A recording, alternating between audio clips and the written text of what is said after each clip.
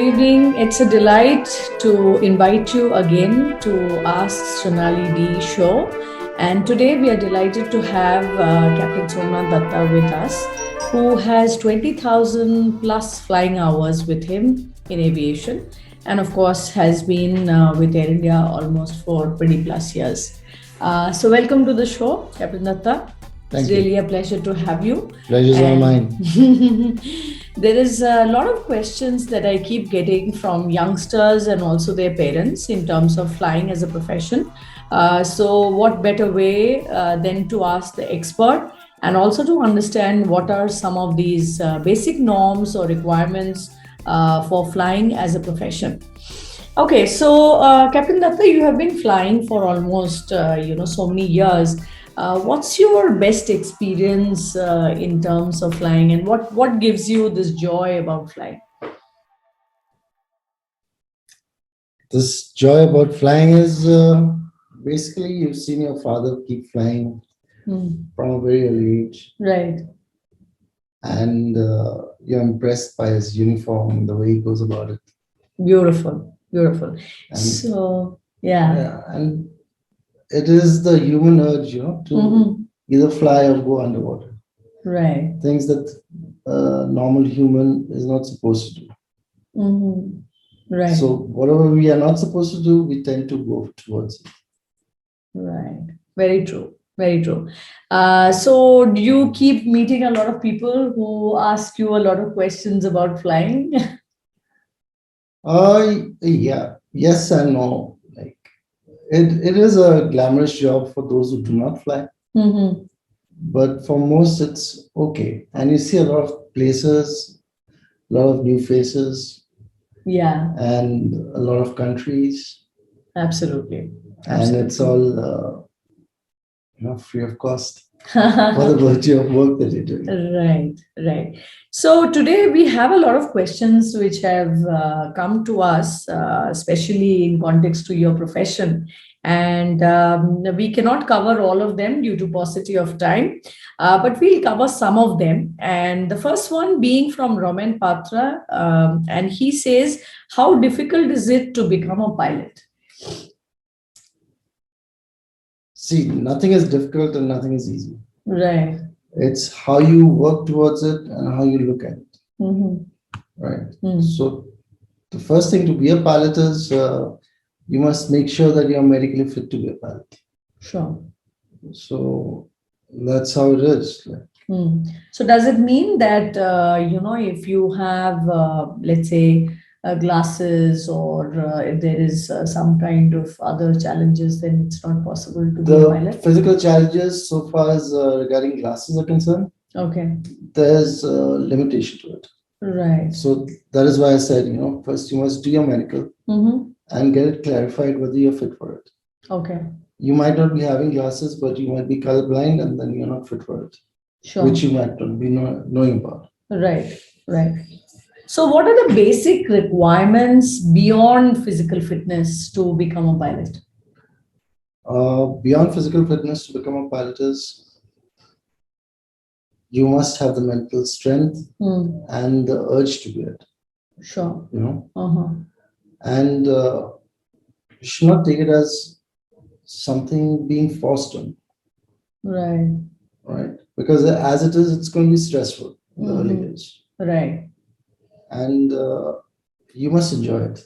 Sure. So if you do not enjoy it, you just the problems magnify. Right.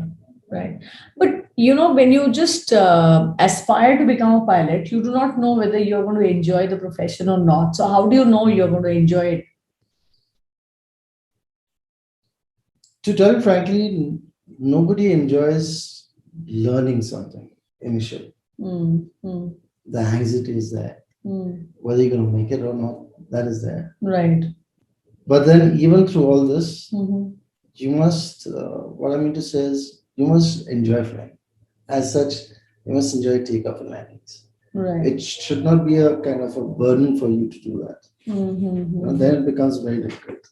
Right. That's what I meant. Oh, Great. Okay, so basically, what I understand is if you have an aptitude, is there any assessment which can measure your aptitude? There is now there are a lot of means of Mhm. assessing a candidate, Right, whether it's fit for a certain job or not. right, Before you go into the job itself, you know about it. Now, true. how much of this is true and how much of this is feasible, I do not know. Sure. Right? Because they said the bumblebee is not supposed to fly, but it flies. Influence, yeah, absolutely. So you can never rule out a person who has a strong desire. Exactly. I mean, you look at people from Newton, Einstein, all these guys have been written off at one point of time, but Sure. they are the Very shining well stars of the said. world. Yeah, very well said that, you can never rule out a person who has a true desire for it. Okay, so the next question that we have is from Siddharth from Delhi. And he says, what about the investment involved in context to flying? Because it's taken to be a very expensive affair to become, like a part of this profession. It is. The machine itself is expensive. Mm-hmm. Then you're talking about fuel cost. Mm. That is expensive. Sure. Maintenance, that is expensive. Mm-hmm. But that is all shared by people, right? So, Right. So far as expense is concerned, if you are a reserve candidate, Mm-hmm. I think the government gives you free of cost for most of everything. Right. But you must fill in the criteria that the government calls for. That is in India. I'm not talking abroad. There's no reserve for candidates abroad. Right. And next comes, say, NCC cadets, where they normally they qualify for certain exams and then go into Air Force. Okay. And then become pilots. Okay. But then you have to go through stringent tests, exams, and screening before you get it. And the third is where you pay your way through as a general candidate. Okay. In either private school or joining GROA, which is, again, you have to give an exam for it and qualify. Right. Which is one of the best training schools in India. Or Gondia, that is also a very established school. Okay. So, as far as investment is concerned, what you're saying, what I understand is that if you are an NCC or if you are a reserve candidate, then you get at a very nominal costing, you can become a pilot. Yeah. Basically, the government bears the brunt of all your costs. Okay. But then they also assure you of a job. So it's a win-win in every way you look at it. Right, right. Okay. However, for a normal candidate, what is the minimum arrangement that parents or even, like aspirants who are there listening to us today should be mentally prepared for? Approximately, if you're talking of monetary expenditure, it's going to be around 35 lakhs to get a CPL in your hand. Okay. Now, this is including your stay and whatever other expenses. Right. Right. And thereafter, suppose you want to go into and join private airlines. Right. Right. Then, depending on what kind of aircraft they have and what type rating they want, they might ask you to do the type rating and come and then give an exam again. Okay. So, type ratings normally range around 15 to 20 lakhs. And then, different places have different ratings. Okay. You can get it done from India. You can get it done from outside India also, like right. Places like Singapore, and Spain, and Egypt. Okay. Dubai. Right. And before going, you should check with the aviation department. Okay. Government. Right. Regulatory board. What are the schools that are recognized? Okay. DGCA. They call it the Director General of Civil Aviation. They'll give you a list of schools which they recognize. So there's no point going to a school they don't recognize. Then again, you'll not be able to qualify for a job. Okay. It won't be qualified. I mean, probably you'll have to do it again. Okay. So it would be a waste of money. Right. So whatever you do, you first consult with DGCA and then do it. Okay.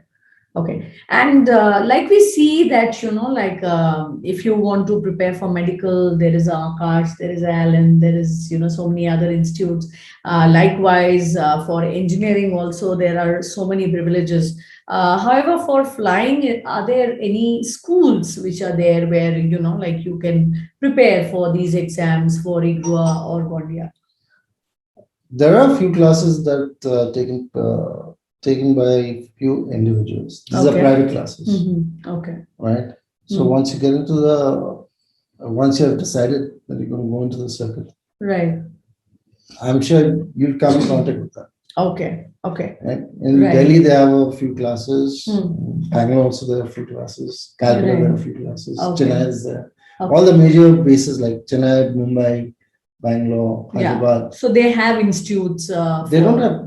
Some of them have institutes, but there are mostly these classes are taken by private people to pass your papers. Basically. Okay. Which DGCA conducts. Yeah, and also to clear the written exams in some of these things. Okay. They have these tests that they call it. Okay. And I believe there is an exam which is conducted even by some of the airlines where they take you, like through these selection process and they groom you. I was talking about those ones. Right.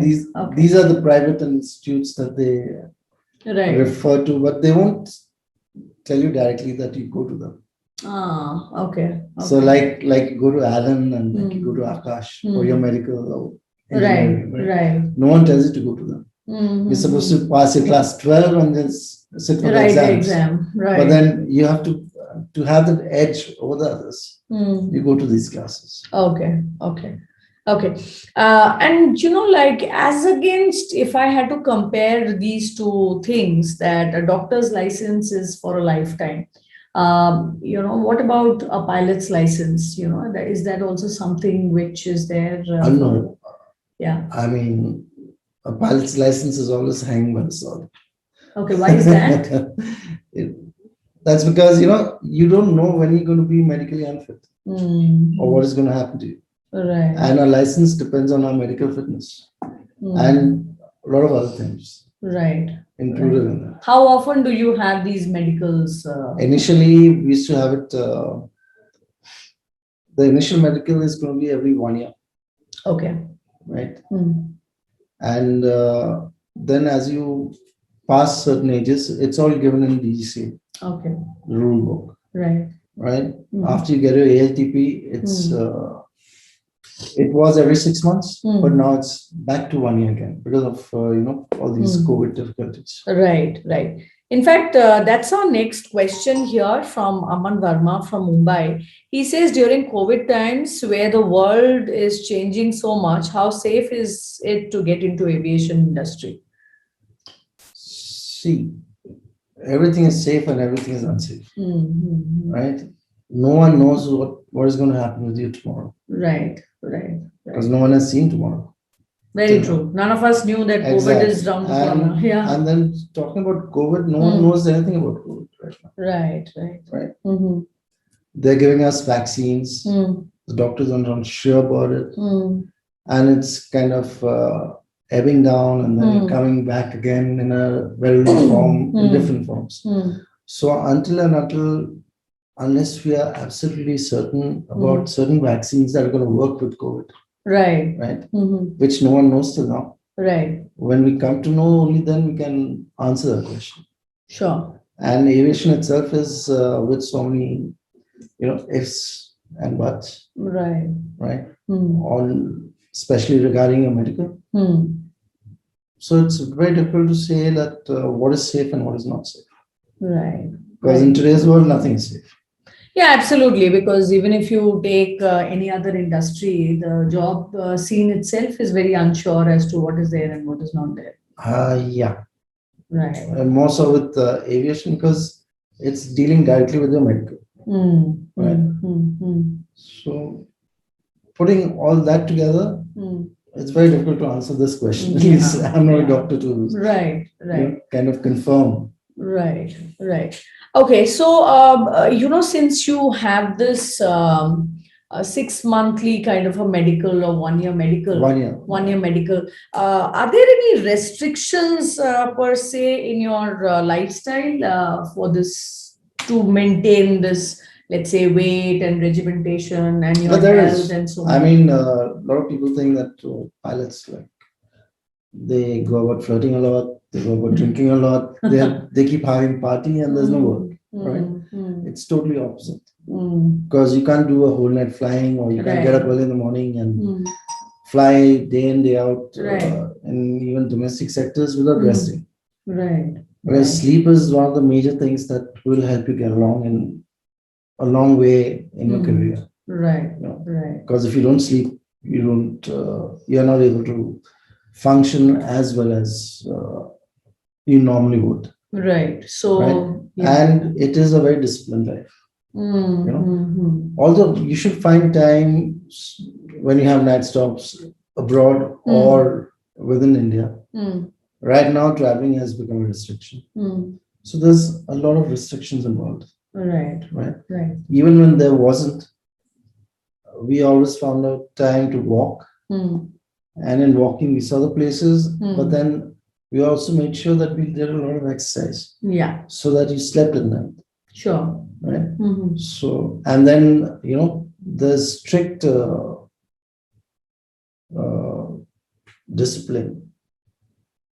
disciplinary action, I would say. Right. If you are found to have alcohol and report for a flight. Right. So there's no way that you can, you know, indulge in a party and then fly. Party, exactly. So those things don't happen. Sure. And when it does happen, a lot of our pilots have fallen by the way. Sure. All right. So, you know, one of the things I wanted to ask, especially in the COVID context, these Vande Bharat flights are operating, and, you know, pilots are exposed to a lot of different challenges, and of course, COVID itself. So how does one really ensure that, you know, everything is kind of taken care of? How do you take precautions? You take precautions by wearing mask. That's all. That's about it. And good hygiene. Keep safe distance. Right. And not indulge in parties. Well said. Not indulge in parties, because you know, you need to. But then, you know, the question itself is kind of, it's not very direct, or you cannot answer it. Yeah. Because if I put the same question to you, how safe are you tomorrow than today? Yeah, it's totally uncertain. And especially with all the things which are happening around the world. Very true. You know, like black fungus, white fungus, red fungus, and all these things. True. All right. So we have the next question from Raman Singh, Bihar, Patna. Are the flying schools currently operating? Are they currently open? Well, everything closed down. And how and when they'll open, I'm not too sure about it, so I cannot answer. Okay. Right. But then whenever they open, they'll have safety requirements before. Right. No, especially considering that, you know, the class 12 results for children is coming out. Yeah. So it all depends, you know, from how you look at it. Because right now, nothing is moving upwards. Right. It's going up and going down, depending on the COVID scenario. Sure. And depending on how people are able to move around. Right. So till this uncertain times is way behind us, no one will be able to predict exactly what is going to happen. Right. But yeah, we'll be through this, and when we are through this, then things will look up. Right. And when things look up, then there'll be a demand for pilots. Right. So it's all, you know, like a question of when things settle, and again, the needs are. It all depends on how we tackle COVID and how we bring this disease to an end. Right. Where it has kind of trapped humanity inside 4 walls. Yeah. Yeah, yeah. In fact, my question to you is also that, while India is kind of grappling with this issue, what about airlines like Emirates? Like Dubai is supposed to be so advanced in many things, infrastructure, medicine, and all that. See, they might be advanced, but Dubai alone is a very small country, right?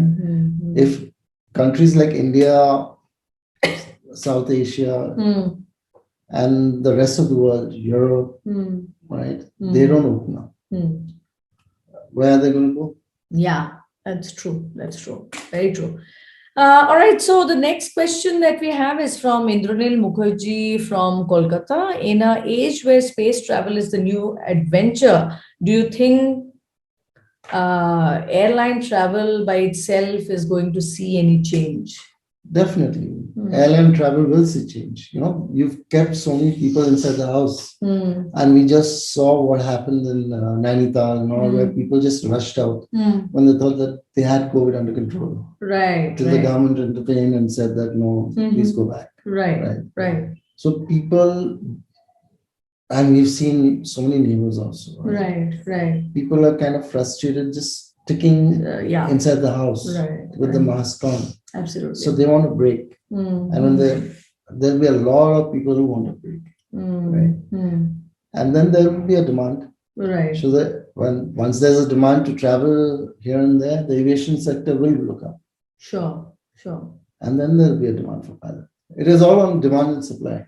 Right. Right now, everything is restricted. So there's no demand as such for aircrafts to go from one place to another. There's a lot of restrictions, a lot of you can't travel from one place to another. Right. So till all that goes, and which no one is able to say till now when it will go, but finally it should go. Sure. And then things will look up. Absolutely. So one more thing that you were saying, that at this point in time, people who are coming out, after their school, is it a good option to think about flying at all, or should one give it a break and then, once the demand goes up, then they should get into the profession, if at all? That again is, like, suppose I told you no, right? I don't want to deprive an aspirant pilot to not go ahead, right? But then again, if talking from point of view of a father, right? I won't send my son or daughter to a flying school at this moment. One is because of COVID. Right. You're kind of exposing them. Absolutely. Right. Second is there are a lot of pilots in the market who have been laid off. And like I said, the aviation industry will climb again. Sure. But right now, it's not where you want it to be. Right? So when these pilots are absorbed, right, then it is a good time to go. And once you're sure, safety is first. Right. Because if you go out and something happens, then all your dreams are gone. Absolutely. Right. True. And then what is left? If life is not there, there's nothing else to think about. True. So I guess that hospitality sector as well as aviation sector, are especially going through these hurdles at this point in time, which will settle only with the pandemic kind of being in control and again start rising. That is with all sectors basically. But the aviation sector and the hospitality sector has taken the brunt. Right? We were like the buffer zone. The bumper of a car, like you call it. Yeah. So that was the first sector that got affected. Sure. And the rest are going through a crunch. I think the only sectors that are thriving is, the delivery, like Zomato, and the food. Yeah. And the normal shopping where you have the groceries and all that. Yeah. Companies of that kind are doing really well. Yeah. Any advice, Captain Datta, for people who are currently, going through these challenges, especially, from your community? What is your thought or advice to them? What challenges? As in, like you just said, that there are so many pilots, like Emirates has all of a sudden kind of closed down. Then there are, other companies also, especially in the aviation sector. It has seen a lot of turmoil. So how does one deal with this? Because, like there's a lot of investment, effort, keeping up with the license, keeping up with your medical, and then you land up with this. So how do you deal with this? Say pilots who've just been out with the CPL license and not got a job as it. Yeah. And if they get a job, they get it. Otherwise, they'll just have to hold on and just keep renewing the license and reading the books. Right. And hope for the best. There's nothing more that you can think of. Sure. But there are other options, like you can opt for some private players, small aircrafts that move around. Right. So I'm sure those are still operating well. They're not operating well. Nothing is operating well. But slowly, once they open up, they would be requiring pilots. Sure. So it is not like, if you tell me what my advice is, I would say do not lose hope. There's always light at the end of the tunnel. Absolutely. Very well said. And, given a choice, if you were to be 16 again, would you go into flying or some other profession? I'm going to fly. I always, I always looked up to my father. And he inspired me. And then it's always been my dream. Right. So like, it varies from person to person. Right. And I definitely would be a pilot again. Sure. There are no two thoughts about it. Like a doctor's son. When he sees his father operate or be a surgeon or be a normal doctor. Right. I'm sure he would want to be a doctor, like his father. Yeah. That is if the father was not good. Unless he resents his father. Yeah. All right. So thank you so much. And we'll connect with you with the others who want to, get alignment and get some guidance around it. And thanks for making time, because, like you're hardly on the land. Most of the time you're cruising the skies. So once again, thank you so much for being with us this evening. My pleasure. You're welcome. Thank you.